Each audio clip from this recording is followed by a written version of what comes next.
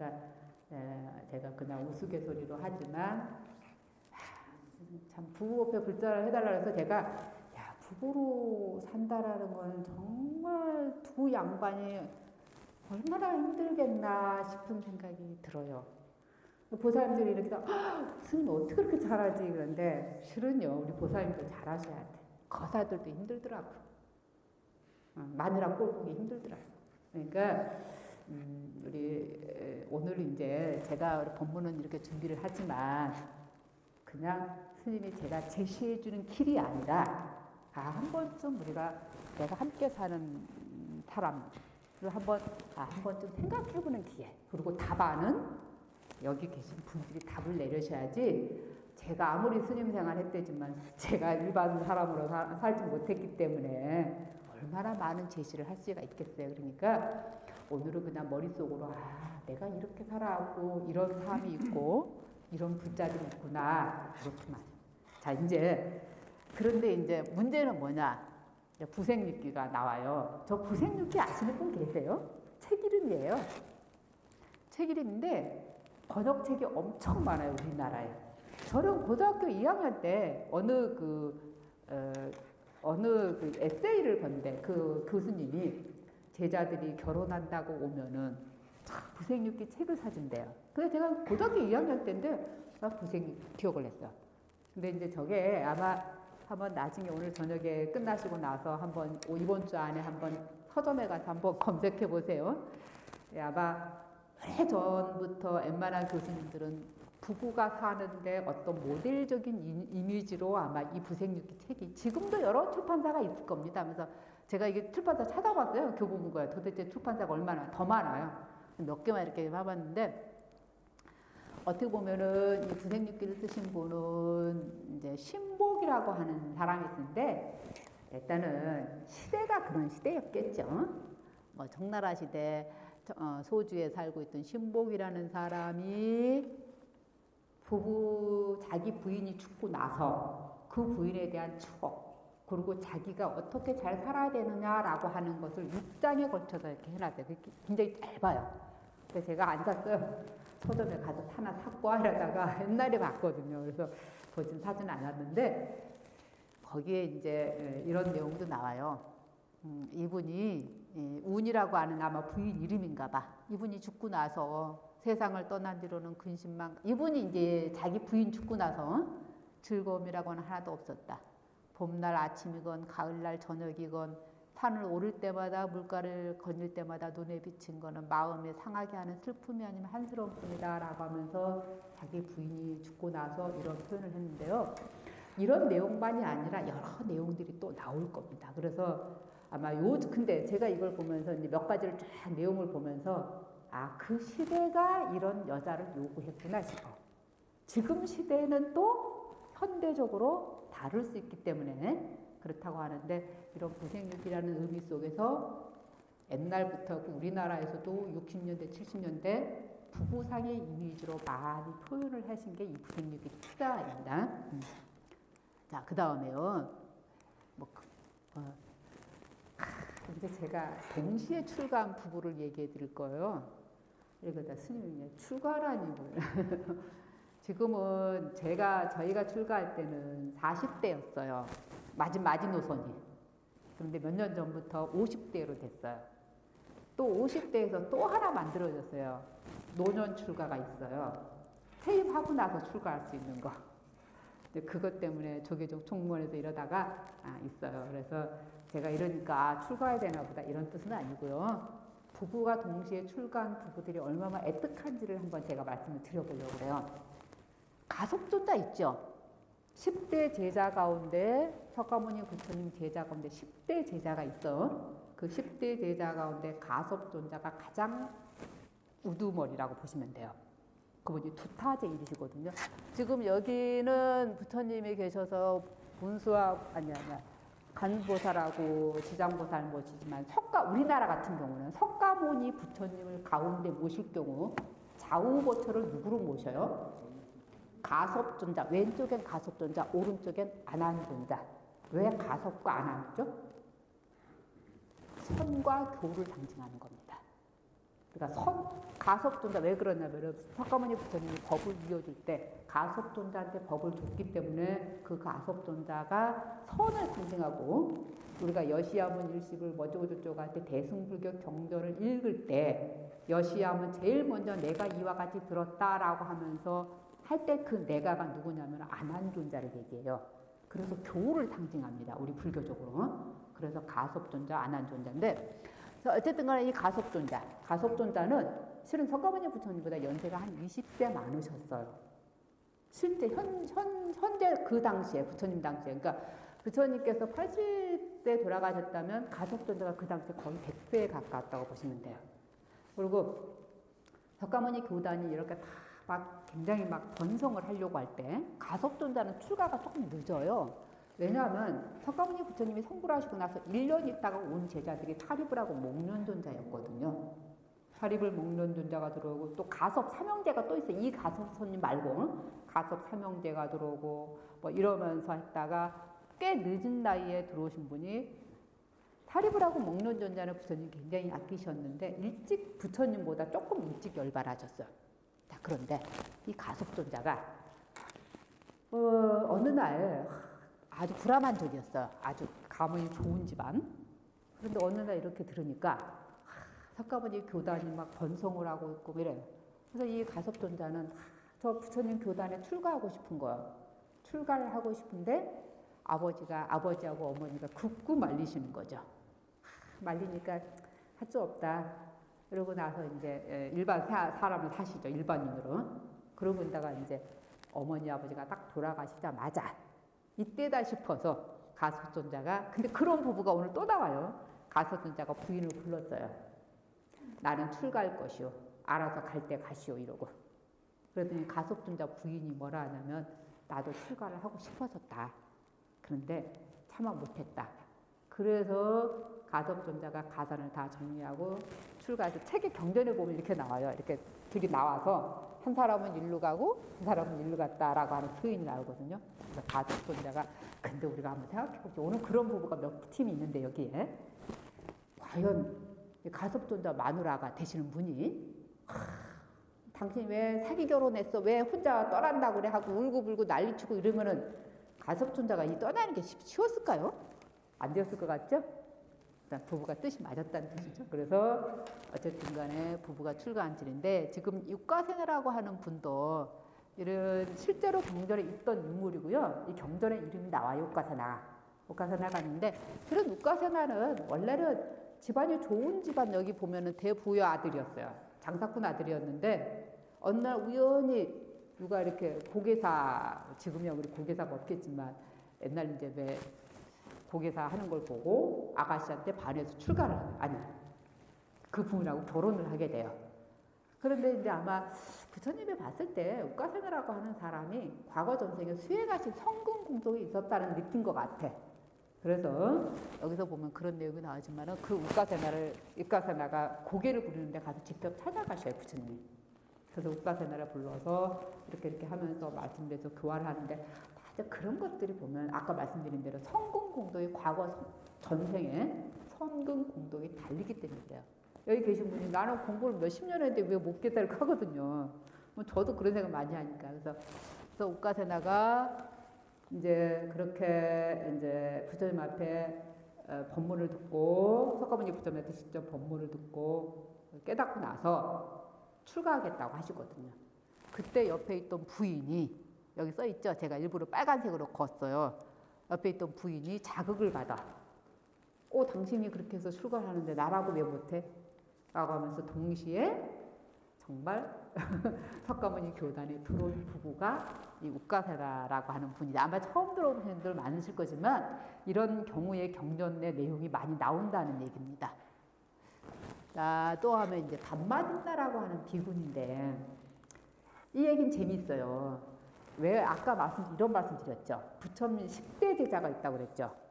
두타제일, 가섭존자, 다문제일, 아난존자, 설법제일, 부르나존자, 또 계율을 잘 지키는 이렇게 해서 여러 우바리존자, 다 그 분야에 뛰어난 제자가 10분이 계세요. 그래서 우리가 부처님의 10대 제자라고 그래요.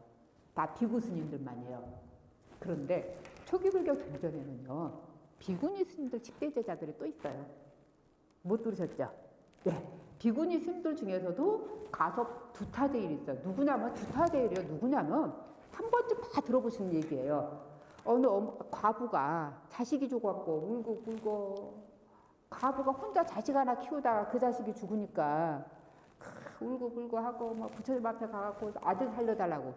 그러니까 부처님이 그러면은 저 마을에 가서 겨자씨라고도 나오고 불씨로도 나와요. 두 가지가 있어요.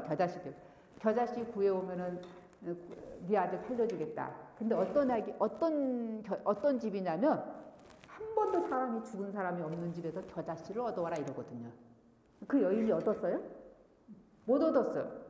그래서 부처님 앞에 와서 나 그런 겨자씨를 얻을 수가 없습니다. 한 번도 어떤 집이든지 간에 한 사람도 죽은 사람이 없는 집이 없어서요 이러거든요. 그때 이 여인이 발심을 해서 출가해요. 그 여인이 누구냐면은 두타제일입니다. 비구니 스님 가운데서 출가제일할 때. 그 제일이고요. 이 단마딘나는 어떤 제일이냐면 설법제일이에요. 법문을 너무 잘하시다 이 소리야. 근데 이분이 원래 남편이 위사카라고 하는 남편이에요. 근데 이제 위사카가 어느 날 왕사성 중림정사에 갔다가 석가모니 부처님께서 법문하는 소리를 듣고 너무너무 감화를 받았어. 집으로 오면서 내가 오늘 집에 가면은 내 가산을 다 정리하고 내가 출가를 해야 되겠다. 그리고 내 부인한테 가산을 다 줘야지. 라고 이제 마음을 먹고 왔어. 딱 왔는데 위사카가 보니까 단마딘나가 보니까 조금 이상해 오늘은 남편이. 그러더니 이제 밥을 다 차려주니까 밥을 딱 먹고 부인을 불러요. 단마딘나죠. 여보, 내가 말이지 오늘 법문을 들었는데 너무너무 나는 출가해서 비구순으로 살고 싶다. 그래서 당신은 알아서 이 가산 다 당신한테 줄 테니까 당신이 알아서 다 살아. 우리 보살님들 혹시 거사님이 그러면 어떨까요? 잘 됐다. 이 재산 가지고 막 불려서 주식도 사고 자세 혹시 속으로 그러신 거는 아니죠? 아닌 것 같아요. 근데 얼굴 표정이 아이고 우리 남편도 좀 출가했으면 좋겠다 이러시는 것 같아. 그래서 이 위사카 이랬더니 이 보살님이 뭐라 하신다면 위사카가 여기 단마딘나가 내가 뭐 당신 재산을 뭐하러 가져요. 나도 출가하고 싶었다고. 나 저 재산 필요 없다고. 그러는 거예요. 그래서 위사카가 남편이 언제 그랬냐고 그랬더니 나도 정말 출가하고 싶었는데 어쩔 수 없이 결혼해서 살고 있다. 그래서 그러면 이 남편이 어떻게 나오냐면 당신이 그렇게 출가하고 싶었냐고 그랬더니 나는 당신한테 시집 오기 전부터 석가모니 부처님 교단에 하고 싶었는데 못했다고. 그러니까 남편이 어떻게 나오냐면 그러면 당신 출가를 하는데 내가 바리바리 싸서 출가를 해주고 뒷받침을 해주겠다 그랬어요. 남편께서. 그래서 이제 그 다음날 지금 여기서 제가 생략을 했어요. 원고량이 워낙 많은데 제가 빼서 그래요. 그 다음날 부인이 출가를 하는데 이 남편이 막 부처님께 드릴 거 부처님께 옛날 우리 교단에서는 스님들이 다 공양을 받았으니까 필요한 물건들 몇 가지 바리바리 싸가고 한 수레를 하고 자기 부인을 옆에 수레에 탁 태우고 교단 가는 거야 그 길을. 그리고 이제 부인이 출가를 했어요. 그리고 남편은 출가를 하지 않았어요. 그래서 이 단마딘나가 왜 단마딘나면 법문의 설법에 뛰어났다는 뜻입니다. 다 이유가 있어 이름 지어줄 때.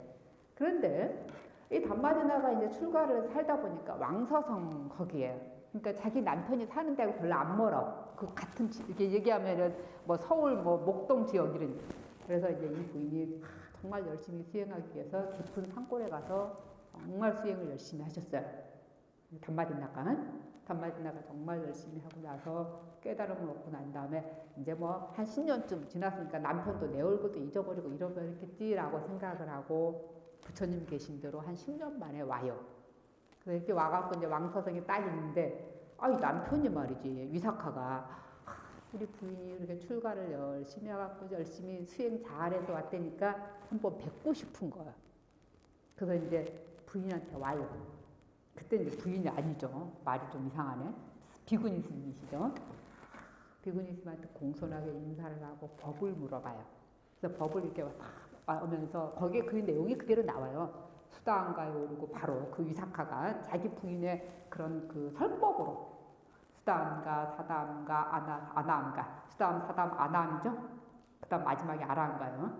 수다한, 사다한가까지 다 오고 나서 이 이사카가 아니 담마딘나가 딱 설법이 좀 막히는 거예요. 그 경지까지가.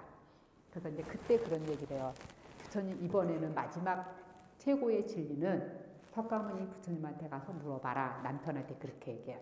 그래서 이제 이사카가 실제로 이제 그 부처님한테 가서 법문을 듣고 아라한까지 오는 얘기가 나오거든요.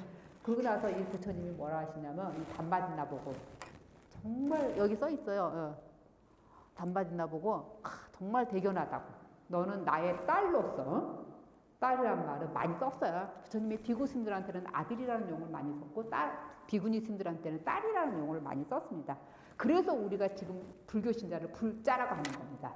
부처의 자식 자자입니다. 우리가 불자님 불자 할 때 이 자자가 놈자자가 아니라 아들 자자입니다. 부처의 자식들이란 뜻입니다. 자, 그래서 이 담마딘나한테 부처님이 너는 정말 설법에 뛰어나구나. 그래서 법명이 담마딘나가 된 겁니다. 그래서 이제 이 남편은 출가는 하지 않았지만 자기 부인이 먼저 출가하고 싶다니까 정말 부인을 위해서 헌신하신 분이 이런 위사카가 있었습니다. 실제로 있었던 일들이 물론 경전에서 실제로 없었어 이건 아니지만 이게 빨리어 북구경에 이런 이야기들이 그대로 나오는 이야기예요. 이러다 스님이 오늘 법문은 안 해주고 쓸데없는 얘기만 한다고. 이게 다 법문입니다. 운소주갱이라고 하는 스님이 있어요. 운소주갱 잘 모르시는 분도 있으실 거예요. 죄송합니다. 지자랑 하나 이건 아니고요. 명나라 때 스님이 있습니다. 명나라 때 스님이신데 명나라 최고의 스님입니다.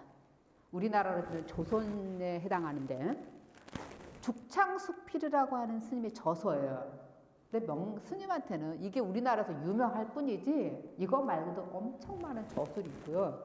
명나라 역사가 거의 한 250년 역사인데 250년 역사 동안 4대 큰 승려의 스님들이 계시는데 그 대표 승려거든요. 운소주갱 스님. 정말 저는 이 스님 좋아해요. 근데 운소주갱 스님 얘기를 잠깐 해드리자면 운소주갱 스님이 여기 써 있어요. 27살에 20대에 이제 부모가 그렇게 반대를 했어요. 출가하고 싶어도. 그래서 출가를 못하가 그러다가 이제 부모님이 다 돌아가셨어요. 돌아가시고 나서 여기 써 있네요. 주갱은 27세 아버지를 이거 30세 어머니 상을 당하고 나서 주갱이 다 이제 어머니 아버지 상을 다 치르고 나서 30세 자기 부인을 불러요. 그날 저녁에 다 이제 아버지까지 다 돌아가시고 똑같은 얘기래요. 여보 나는 부모의 은덕을 갚으려면 출가가 제일인 것 같다. 난 출가하고 싶다 그래요.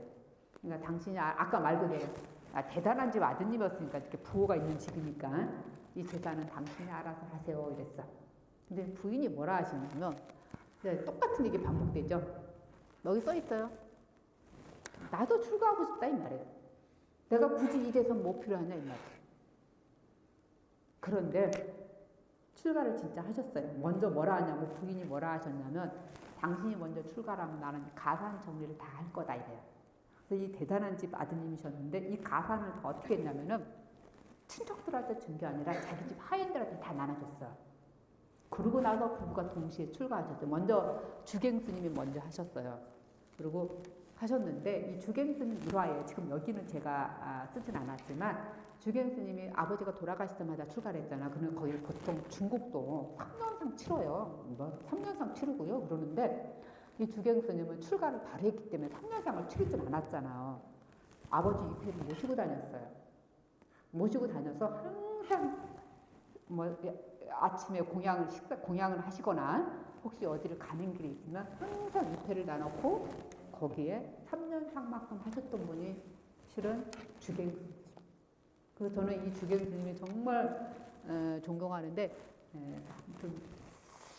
주갱 스님이 살았던 곳이 제가 직접 가봤는데 그 주변이 다 대나무 숲이에요. 강서성에 있는데 수조에 항저우에 있거든요. 그래서 죽창입니다. 그래서 제가 직접 가보고서 왜 죽창이라고 했는지를 알았어요. 자, 그러면 또 동시에 출가한 보고 허운이라고 하는 스님이세요. 이 스님은 잘 모르시는 분들도 계실 건데 중국 스님이시다 보니까 우리나라로 치면은 경호 스님에 해당하는 스님이세요. 이 스님이 안 계셨으면 중국에 지금 과연 불교가 제대로 살았을까 할 정도로 이 스님께서 몇 세까지 사셨냐면 1840년에서 1959년 중국이 사회주의화 되고도 10년을 사셨어요. 그래서 이 당시에 이 스님 이미지 때문에 마오쩌둥이 함부로 불교를 못할 정도로 그 정도로 이 스님께서 세계적으로 입지가 있었던 큰 스님이셨어요. 허운 스님이. 근데 허운 스님이 이제 출가를 하려고 다 번씩 막 14살, 15살부터 도망가면은 아버지가 잡아오고 하셨어요. 그러다가 이제 아버지가 도저히 안 되게 싶어서 결혼을 시켰어. 근데 부인을 2사람이나 동시에 허운 스님한테. 그 허운 스님이 어땠냐면 부인들 앞에도 탁 놔놓고 나는 곧 출가할 거요. 알아서 사십시오. 그리고 뭐라 하셨냐면 내가 하도 어처구니가 없는 게 뭐냐면 용화해서 만납시다. 열심히 수행해서 그렇게 부인들한테 그렇게 했어요. 용화해가 어디를 얘기하죠? 용화해?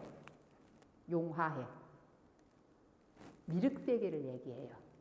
네, 우리가 미륵부처님 할 때 용화세계라고 하거든요. 그래서 용화에서 만나자라고 헤어졌는데 이 실은 허운 스님이 누구냐면은 양무제 가문 집안 아드님이에요. 우리가 양무제 하죠? 그 집안 아드님이신데 평강 동안 스님이 120세를 사실 정도였고 이 스님에 관한 일화는 많아요. 그리고 이 스님 법맥이에요, 다. 대만 지금의 그 대만 불광사도 그렇고요. 중국의 웬만한 법맥들은 다 이 스님 법맥을 받으신 겁니다. 그래서 이 스님으로 인해서 중국 불교가 이어지는 역할을 내셨어요. 왜냐하면 우리나라하고도 비슷했거든요. 중국도 어마어마하게 좀 그 혼란기 근현대를 겪으면서 시끄러웠는데 아무튼 그랬던 인물이십니다. 그러면서 이렇게 평생을 사시면서 자기 집 근처도 가지도 않았어요. 이 스님께서는 정말 표본이라고 생각할 정도로. 자, 그 다음에 이제 우리나라도요 출가하신 부부가 있어요. 신라 법흥왕이요. 그들님 아드님이 아마 진흥왕이죠? 아드님 신라 법흥왕은 출가해서 이름을 법공이라고 그랬고요. 부인은 묘법이라고 했어요. 왕비냐. 그래서 경주에 가면은 어디 좀 묘법 이 비군이 묘법 공비가 왕비가 살다가 한 그 절이 이름도 있어요. 제가 절 이름은 모르겠는데 있습니다. 근데 이제 제가 이런 말씀만 드린 거고 부부부자님들이어서 이런 사례들이 또 있었구나. 그리고 이제 그렇지만은 이제 경전에서 말하는 과연 부부는 어떻게 살아야 되는가가 있느냐 이 말이거든. 그게 어디에 있냐면 육방애경이라고 하는 경전이 있어요. 아마 선생경이라고도 해요. 자, 육방이 왜 육방이냐면 동서남북 상하 방향의 예를 올린다 이 소리예요. 우리가 부처님께 기도할 때 우리는 예배라는 말, 원래 예배가 맞아요. 절에서 예를 올리는 거잖아요. 예불이 아니라. 부처님한테만 하는 게 아니라 불보살 다 하잖아요. 근데 기독교에서 쓰니까 우리가 예배라는 용어를 안 쓰고 있는데 예배가 원래 불교 용어예요. 자, 여기서 이 예라는 말이 육방의 예를 한다는 소리예요. 근데 이 이야기는 간단하게 말씀을 드릴게요. 어느 날 부처님이 이렇게 길에 서 있는데 선생이라고 하는 사람 이름이에요. 선생이라고 하는 사람이 이상을 하더니 막 동쪽에 절하고 남쪽에 절하고 막 보긴 거야. 그래서 부처님이 물어봤어요. 왜 그러고 있느냐라고 했더니 자기 아버지가 죽으면서 이렇게 뭐 하라고 했대요. 근데 아무 의미가 없는데 어떻게 보면 인도는 하도 신이 많은 나라고 워낙 좀 이런 좀 다양한 나라의 인도가 정말 색깔이 다양하다고 그럴까? 인도라고 하는 나라. 그래서 이렇게 하죠. 그러니까 부처님이 뭐라 하시냐면 그렇게 하지 말아라. 이왕이면 절을 할 때 동쪽을 향해서는 어떻게 서쪽을 향해서는 어떻게 이렇게 얘기하잖아요. 봐보세요. 여기 써있네요. 동쪽에 아침에 일어나서 동쪽을 향해서 삼배를 할 때는 우리 부모님한테 인사를 해라. 너희 부모님한테. 그 다음에 남쪽을 향해서 절을 꼭 해라. 절을 할 때는 누구한테 하냐면 자기가 공부하신 스승한테 해라 이 말이에요. 그런 마음으로. 그 다음에 서쪽한테 인사를 꼭 할 때는 자기 배우자한테, 내 배우자를 향해서 서쪽에 인사를 할 때는, 그 다음에 자식은 물론 이제 아내라고 써 있지만 아내 입장에는 거사님이겠죠. 이렇게 해서 자기 배우자를 위해서 절을 해줘라. 그 다음에 북쪽은 친구를, 내가 이제까지 함께했던 수많은 여기 계신 분들은 같은 도반이시잖아요, 그렇죠? 도반들이에요. 여기 친구잖아요, 다. 도반한테 하라.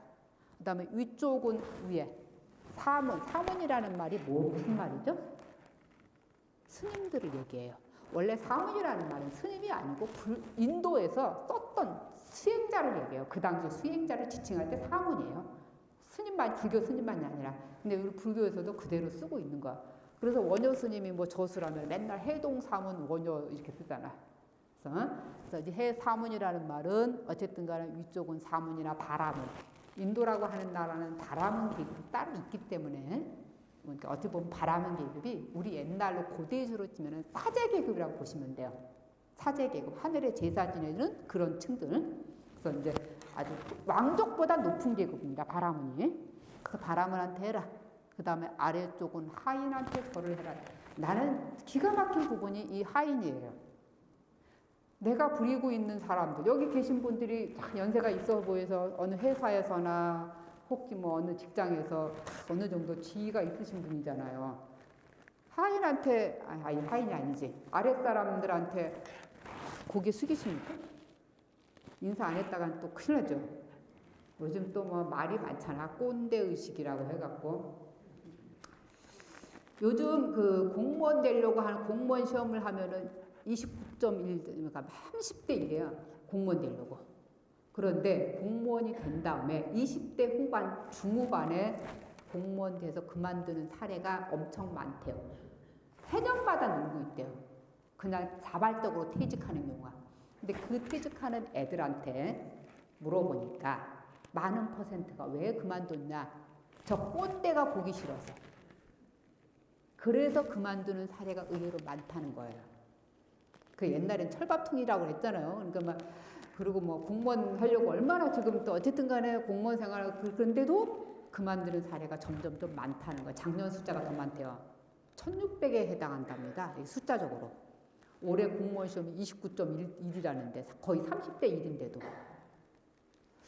야, 그렇구나. 그러면은 어쨌든 간에 그 정도로 특히 우리 동방예의지국회가 하다 보니까 우리는 상하가 좀 분명한 건 사실이잖아요.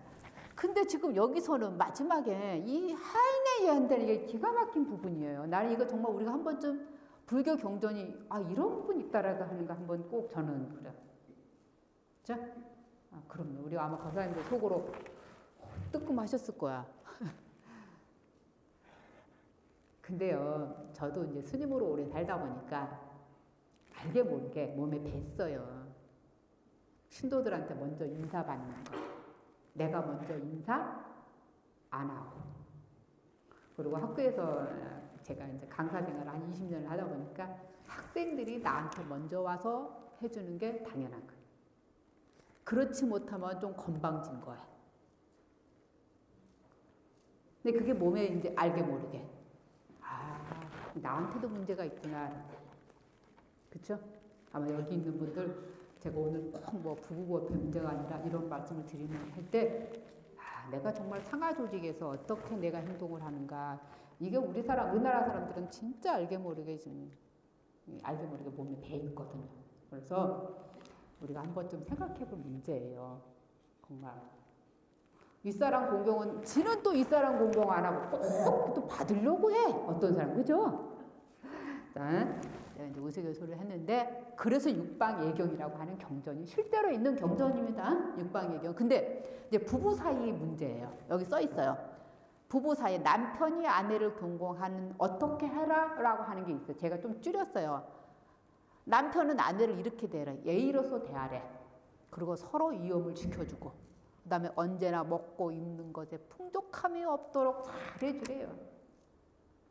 또 한 가지가 있어요. 때에 따라 장신구 사주래요. 그 다음에 집안일 맡기래요. 나는 항상 머릿속에 떠나지 않는 게, 때에 따라 장신구를 사줘야 되는구나. 참 우리 거사님들 참 힘드실 것 같아. 그냥 보살이 그냥 뭐 무슨 결혼기념일이니 뭔 일이냐 하면 뭐 안 사줬다고 떼부리고 그러면 이거 참 그러신 분은 없으시죠? 그러면 아니 당신은 왜 안 사줘? 나는 가끔 연속극 보면 그게 이상한데 왜 남자가 맨날 프로포즈 하는 뭐 의식을 해야 되고 뭐 남자가 뭐 결혼기념일에 부인한테 사줘야 되고 이런 게 막 나오고 안 하면 섭하게 막 나와. 근데 제가 그거 볼 때마다 종종 보면서 연속극 보면서 그거 잘못됐다 싶어. 아 왜 여자는 왜 남편한테 안 해줘? 결혼기념일에 남편이 무조건 여자한테 해줘야 되는 건 아니잖아요. 그죠? 우리 거사님들 속으로 쾌재를 불렀어. 그런데 오늘 마누라랑 같이 안 왔어. 그러신 분 있죠?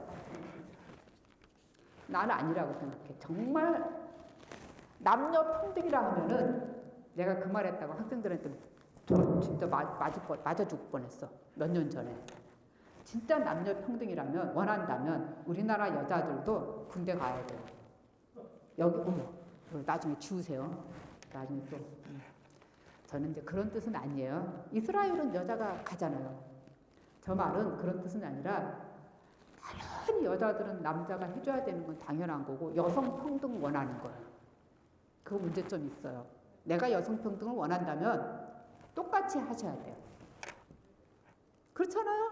프로포즈 남자가 다 해주고 남자가 이벤트 해주고 뭐 어쩌고저쩌고 하고 뭐 무거운 건 당신이 다 들어. 그리고 남녀 평등 똑같이 해야 돼. 이거는 저는 아니라고 봐요. 우리 거사님들 다음 달에 저 스님 또 부르자 해야겠다. 자, 그래서 그냥 하는 소리지만 장신구 사주는 얘기가 참 기분 나쁘긴 한데 네. 그런데 여기서 예의로서 부인한테 지킨다 그러죠. 물론 부처님 당시에 이때는 지금도요 인도는 여자가 상당히 낮습니다. 지위적으로도 낮고 여자가 남편한테 시집을 갈 때만 바리바리 싸가지고 가야 됩니다. 그게 다울이라고 합니다. 결혼 지참금. 그 문제로 인해서 여자들이 상당히 많이 곤욕을 치르고 있고요. 여자 자체가 굉장히 낮은 이미지로 되어 있습니다. 그래서 우리 불교 경전에서는 여자를 좀 낮게 봅니다. 그게 가장 동등하게 나오는 게 승만경입니다. 여자가 성불 얘기가. 여자 동등 성불이 별로 없어요. 여자가 성불하는 데는 꼭 남자로 한번 변해야 된다라고 하는 변성 성불이 나올 정도입니다. 그 정도로 약간 이제 차별이 좀 있는데, 이 얘기하면 안 되는데. 자, 어쨌든 간에, 그래서, 여자한테 예의로 지킨다는 게 이게 별 얘기가 아니에요. 그냥 그런가 보다 아니라, 불교가 부처님 당시에 이런 사상이 있었다는 것만 해도 불교가 엄청 뛰어난 사상이라는 뜻이에요. 여자를 존중해 준다는 뜻이거든요. 자, 그 다음에 이제 아내는 남편한테 어떻게 해야 되냐 이 말이에요. 남편보다 먼저 일어난다. 그 시대야 그랬죠. 지금은 그 사람들 막 주무세요. 그 다음에 나중에 앉으래. 어디 가든지 나중에 앉으래요. 혹시 그 사람들 시어머니가 그러진 않으세요? 남편 먼저 하고 해. 그러지는 않으세요? 자, 그 다음에 부드럽게 말하래. 또 막 쌍뿔 키고 그냥 머리끄댕이 잡는 보살님들도 있잖아. 자기 남편 머리끄댕이 잡고만. 그러지 말라 이 소리예요. 그 다음에 공경하며 뜻을 먼저 알아서 받들어라. 근데 실은 두 개를 맛보면 누가 뭐 존중되고 이런 건 없어. 다 양쪽이 존중해지는 의미로 다 있다라는 얘기예요. 네, 이게 지금 우리 육방예경에서 있으면서 남편이 아내를 잘 공경해서 대하면 그 본인이 더 평화롭고 두려움이 없다 이 말이지. 그런데 솔직히 뭐 남편도 부인한테 잘해야지만 부인도 남편한테 쌍방관계 아닌가요? 저는 그렇게 봐요. 근데 좀 이따 우리가 그런 얘기도 말씀을 드리겠지만, 근데 저는 이제 법문할 때 끝나는 기점이 있어요. 한참 조금 지나면 이제 끝날 때쯤 된다 싶으면 이제 폰을 몰래 본다든가. 보따리를 하나하나 싸기면 오늘 법문 끝나야 되나 보다 이러거든요. 그러니까 아직까지는 보따리 싸시거나 이러신 분은 없어. 상황 봐서. 그 다음에요. 이제 이렇게 경전에서 부부 얘기를 이렇게 나오는 거고요. 과연 제 개인적으로 부부는 이렇게 살면 안 될까? 라고 이제 제 나름대로 또 고민을 많이 했어요. 이런 그렇고. 근데 제가 이제 일반인으로 스님으로 사니까 이런 얘기 막 해도 되지. 일반인으로 자랐으면 이 말 못할 것 같아. 조심스러울 것 같아. 아니 주례 부부가 아니 결혼하는 한다고 딱 갔는데 주례 선생님이 이혼하신 분이다. 이거 뭐 안 맞지 않아요? 밸런스가 제가 하는 농담으로 말씀드렸고요. 자 그러면 저는 그렇게 봐요. 서로 포기하는 거예요. 솔직히 가끔 뭐 TV에 종종 보면은 막 50대 후반 60대인데 부인한테 사랑한다라고 한다든가 뭐 그런데 나는 그거 별로예요. 왜 그러냐면 무슨 50대 60대 뭐 평생 부부랑 30년 40년 살았는데 뭐 30년이 돼서록 사랑하고 어쩌고저쩌고 그럴까 싶어. 여사님 맞죠? 서로 솔직히 말하면 서로 포기하면 돼요. 왜 저는 포기한다라는 말은 나쁜 뜻은 아니에요. 그런데 이게 많이 하잖아요. 여기서 결혼할 때는 뭐 별도 따지고 달도 따질 것처럼 설거지 안 하고 찬물 한 번 안 던지게 할 정도로 그렇게 나한테 그렇게 하더니 변했다고 막 이러는데 전 볼 때마다 속으로 변하는 게 당연한 거지.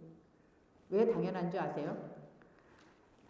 우리 불교에서 말하는 기준이 있어요. 우리가 재영무상이라는 말을 써봤는데 제가 이제 요즘에 봄이 되니까 노래가 가끔 많이 해요. 봄날은 간다. 기가 막힌 단어예요. 봄날은 간다. 이 단어를 우리 불교 용어로 두 글자로 하면 뭐라고 쓰면 좋을까요? 두 글자로 얘기하면 봄날은 간다. 왜 답이 못 나오시지? 앞에 써있구만. 무상이라는 단어. 무상하기 때문에 그래요. 그래서 다 노래는 모르지만 이렇게 가끔 들어보면은 얼마 전에 장사익 씨가 나와서 들어봤더니 뭐 옷고름을 씹어가면서 뭐 너무너무 둘이 좋아서 뭐 저 사람이 웃으면 나도 웃고 이렇게 했는데 어느 날 시기가 되니까 봄날은 간다? 이게 무슨 뜻이에요? 시기가 되니까 알아서 헤어졌다 이 소리거든요. 당연한 거예요. 무상하기 때문에 그래요. 이 세상 영원한 건 아무것도 없고. 근데 무상이라는 말이 굳이 나쁜 것만은 아니에요. 내가 저 사람하고 예를 들어서 헤어졌다. 마음은 슬프고 이러겠죠. 근데 그 다음은 무슨 가능성이 있어요? 새로운 사람을 또 만날 수 있는 가능성이라는 거예요. 그래서 무상이라는 말 속에는 꽃이 떨어지니까 슬프고 내가 함께 살던 사람이 죽어서 슬픈 것만이 아니라 또 새로운 거를 만들어낸다는 가능성을 얘기하는 거예요. 자, 봄을 갔으니까 뭐가 온다는 소리예요? 뭐 모르세요? 봄이 갔으니까 여름이 오는 거예요. 새로운 것이 오는 겁니다. 그럼요. 그래서 우리가 함께 살던 부부가 뭐 어쩌고 저쩌고 막 우리 인간은 제가 잘은 모르지만 제가 스님으로 살고 불교 공부를 해보니까 제가 볼 때는 100년을 살아도 그 사람 속 몰라요. 그게 우리 인간의 마음이에요. 굉장히 마음이 심오하기도 하지만 정말 모를 수 있는 게 우리 그래서 가장 무서운 존재가 동물이 아니에요. 실은 인간의 마음이에요. 그래서 종종 사시면서 어쩌고 뭐 남편이 변하고 뭐 어쩌고 하고 그래도 모든 것은 무상하기 때문에 결국은 포기한다라고 하는 마음으로만 두시면 실은요 기대할 것도 없어요. 실은 기대한다는 소리는 내가 상대방한테 그만큼 기대만큼 그 사람한테 내가 부응하지 못하고 원하는 것만 있다는 소리거든요. 그래서 제가 이런 말을 많이 써요. 부부는 저는 도반이란 아까도 여기 계신 분들이 모르는 사람들도 여기 함께 공부하고 있으니까 도반이지만 실은 항상 머릿속에 그 생각을 했어요. 부부가 함께 특히 여기 오시는 분들은 특히 부부 법대 듣자니까 도반 함께 가는 사람들 마주보고가 아니라 방향을 같은 방향으로. 네, 그래서 내가 이 포기라는 말은 나쁜 말이 아니라 그러니까 부정적인 이미지가 아니라 좋은 이미지로 생각해서 상대방을 내가 이런 마음으로 하면 된다라고 하는 저는 생각해봤고요. 또 이제 두 번째는 이런 생각을 해봤어요. 근데 제가 이제 원고를 쓰면서 또 글을 쓰면서 많이 했지만 왜 이런 일화 있잖아요. 실은 그 이성계하고 태조 이성계하고 뭐 무학대사 얘기인데 원래는 중국의 고사가 먼저 있어요. 이 고사가 중국에서 북송시대에 소동파가 있어요. 실은 소동파가 먼저거든요. 근데 그런 고사가 똑같은 고사가 있어요. 소동파하고 이제 스님하고 어느 스님하고 이렇게 자선을 해 마주보고. 그러니까 이제 스님이 뭐라 하냐면 아니 이제 소동파가 먼저 물어봐. 스님 제가 이렇게 자선하고 있는데다가 어떻게 보여요? 이렇게. 그랬더니 스님 뭐라 하시냐면 이대 보이십니다. 이래. 그랬더니 스님이 뭐라 하냐면 그럼 나는 자세가 어떠냐 이렇게 물어봐. 그랬더니 이 소동파가 스님은 똥무더기 왜 이렇게 똥무더기 이렇게 앉혀놓은 것 같습니다. 아마 스님이 좀 뚱뚱하셨던 것 같아요. 그런 것 같습니다. 이래. 그랬더니 그래. 그리고 껄껄껄 우셔. 그리고 헤어졌어. 그래서 소동파가 이제 그날 이제 집에 와갖고 자기 여동생한테 낮에 요원 스님하고 이런저런 일을 하다가 내가 스님한테 그렇게 하더니 스님이 그냥 아무 말도 못하더라. 그랬더니 여동생이 뭐라 하냐면 에이구 오빠가 졌네요 그래.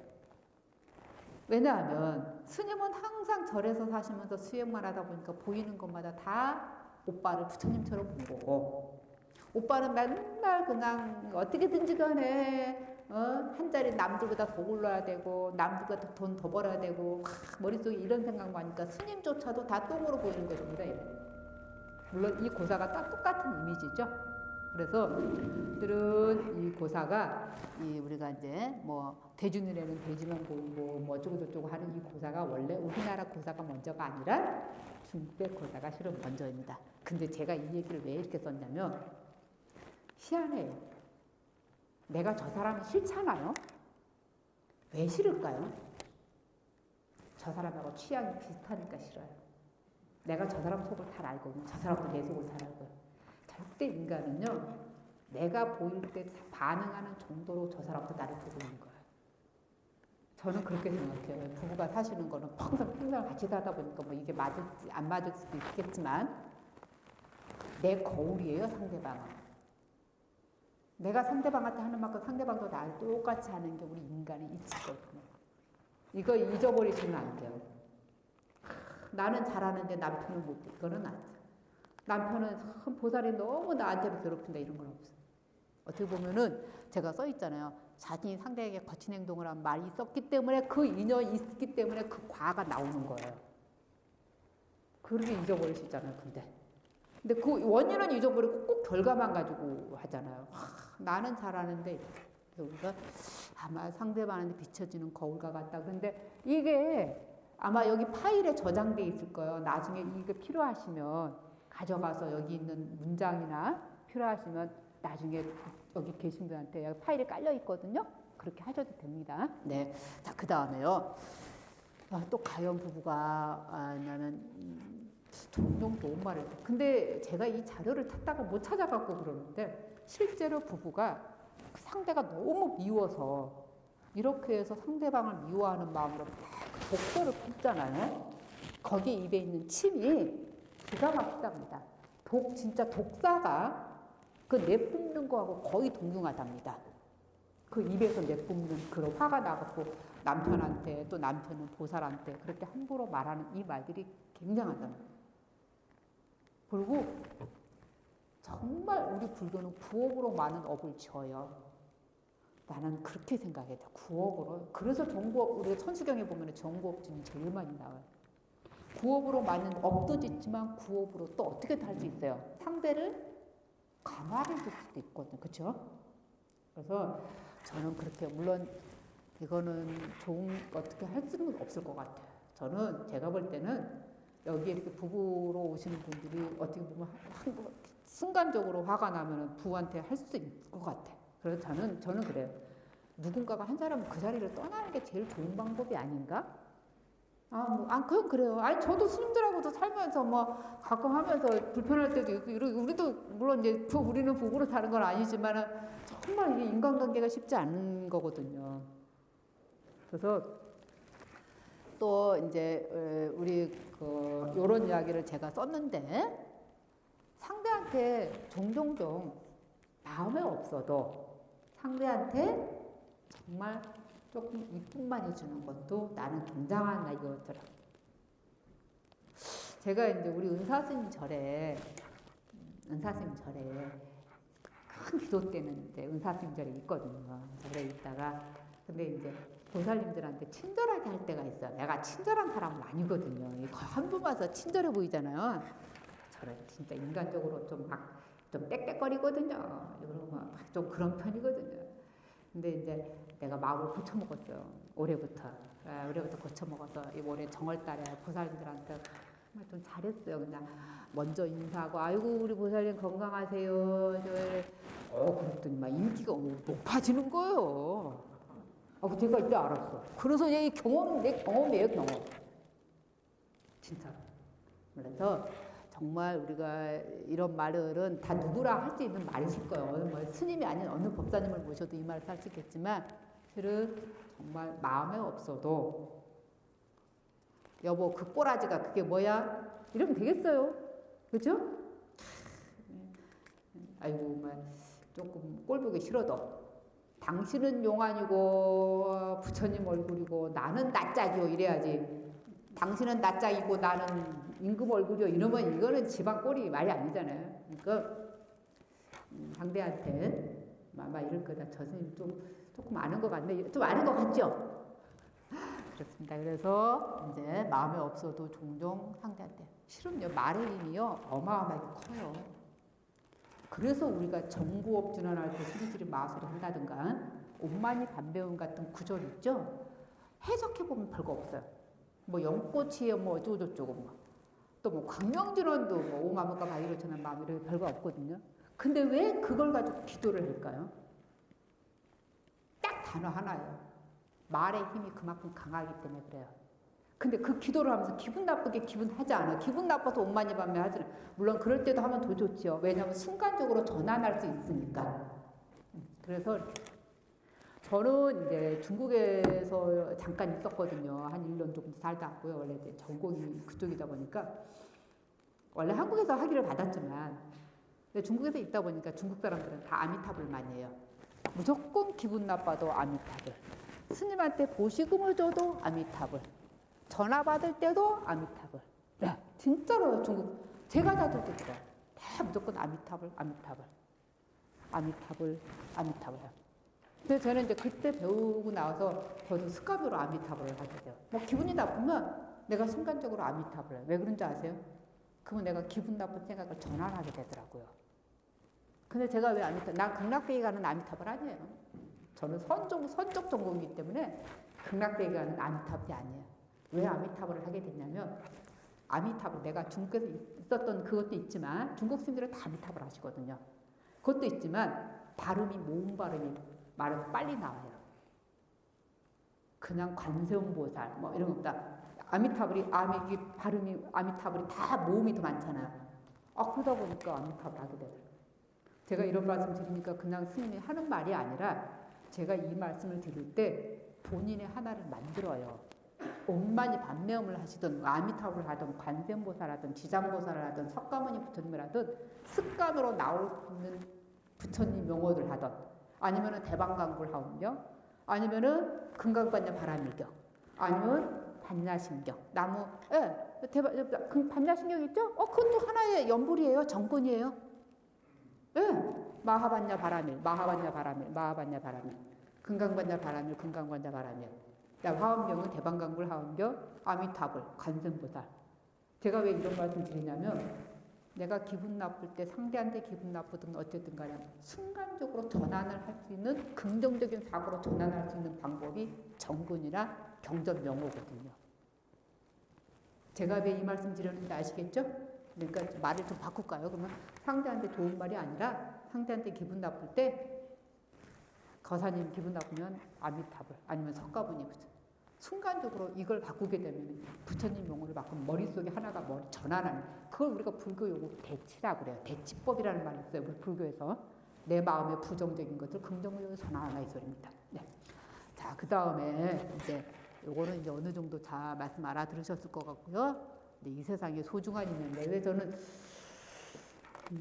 과연 뭐 다 누구라 하실지 모르는데 제가 이걸 딱 하면서 무슨 생각을 했냐면 요즘에 인생 수업이라고 하는 책이 있었어요. 요즘에도 아주 우리나라 책이 아니라 법륜 스님 책이 아니라 미국의 호스피스가 쓴 엄청난 부수를 했는데 요즘 조금 이제 했는데 저는 그 책을 정말 감명 깊게 봤거든요. 한 3번은 봤는데 거기에 이런 내용이 있어요. 어떤 내용이 나오냐면 이런 내용이 나오더라고요.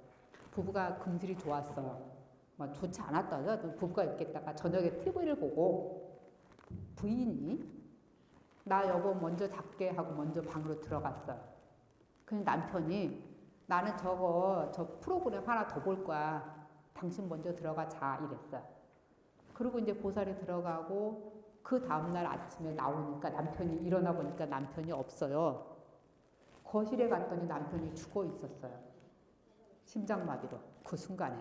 그러니까 자기가 들어간 사이에 그래서 이제 그런 이야기가 그 인생 수업에 나오는데 저는 그게 굉장히 머릿속에 남아 있었어요. 아주 깊이 자각돼 있었어요.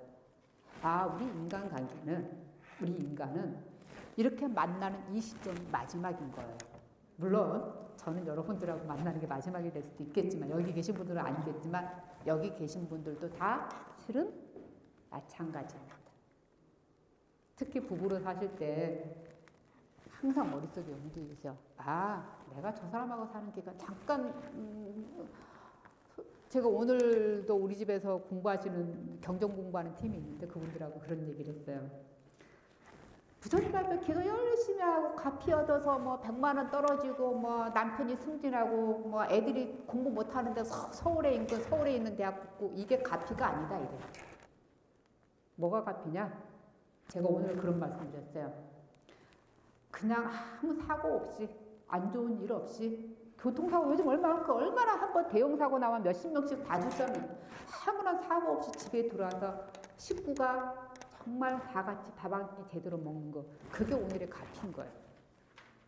무슨 말씀인지 아시죠? 그럼요. 너무 우리가 욕심 부리는 거예요. 뭐가 잘 돼야 되고 뭐 어째야 되고 그래서 그런 게 정말 값이구나 싶었거든요. 그래서 제가 이 소중한 인연이라는 말을 하면서 우리가 정말 특히 부부는 더 하실 것 같아. 맨날 붙어 사시고 함께 한 집에서 부부라는 인연으로 꾼 살지만 아침에 나갈 때 여보 나 갔다 올게 하지만 그날 저녁에 안 돌아오실 가능성도 있어요 없어요? 있는 거라고. 그럼요. 솔직히 뭐 그래서 우리가 물론 이제 제가 이제 얼마 전에 장사익 씨 이렇게 노래 부르는 사람들 노래를 이렇게 들었더니 야 이거 가사가 너무 좋은 거예요. 그래서 가사를 쳐봤어. 이 가사가 무슨 가사인가 했더니 이거 19절이더라고요. 실버들이라고 하는 거 있죠. 제가 무상 법문회 할 때 많이 써먹거든요. 실버들 그 버들까지 해놓고 어쩌고저쩌고 그 김소월 시예요. 기가 막혀. 근데 여기도 보니까 그렇게 많은 모래알처럼 그렇게 많은 수천 많은 사람이 있으면은 내가 사는 부부는 그 배우자는 결국은 그 사람 중에 하나이거든요. 그러니까 아이고 저 인간 진짜 내가 저 인간 때문에 못 살아가 아니라 내가 당신 때문에 살아 이렇게 바꿔주는 거야. 그래서 우리가 한 번쯤 정말 인연이라는 게 하필 왜 저 사람이었을까라고 하는 마음으로 한 번 더 전환하면은 우리가 정말 그것이 그 자체가 소중하지 맨날 소중해 이게 아니라 정말 한 번쯤 마음 전환해서 상대방을 그렇게 생각해 주는 것도 우리가 어떻게 보면은 부부가 함께 잘 살 수 있는 게 아닐까 싶습니다. 이제 헤어지면서는 이제 제가 얼마 전에 며칠 전에 책을 보다 보니까 이 구절이 나와요. 그래서 오늘 법문할 때 한번 써먹어야지 하고 제가 써있죠. 남해근이라고 하는 중국의 유명한 학자인데 금강경 강의 읽다 보니까 뭐라 그러냐면 아마 다 한 번쯤 생각하세요. 꿀벌은 하루 종일 꽃을 따라다녀. 저기 그 꿀 누가 먹어요 근데? 다 아시죠? 온갖 곳을 돌아다니면서 채취하여 벌꿀을 만드니 과연 누구를 위해 고생을 하고 누구를 위해 달게 만들까? 인생도 이와 같다. 한평생 바쁘게 자녀를 위해서 가정을 위해 그렇게 늙어 죽을 때까지 서두르고 힘들게 살자는 거죠. 그렇죠? 그렇지만 최후의 눈을 감을 때면 마치 꿀벌처럼 누구를 위해 고생을 했고 누구를 위해 바빴는지 모르겠다. 답을 찾을 수가 없다라고 하는 남해근이라고 하는 중국의 유명한 철학자입니다. 그래서 저는 이걸 보면서 야 맞구나. 솔직히 평생을 보살님도 다 그렇지만 거사님들도 다 정말 마누라에 의해서 어떨 때는 부인 애들을 위해서 안 하고 싶은 일 많잖아요. 오늘도 회사 안 가고 싶지만 회사 갔다 와야 되고. 근데 이 모임은 어떤 거예요?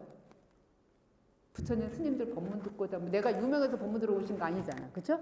법문 듣고자 오시는 거 이런 것들 다 어떻게 보면은 답을 찾기 위해서 결국은 마지막 꿀벌이 아니라 답을 찾기 위해서 내 자발적으로 오시는 게 아닌가 생각이 들어요.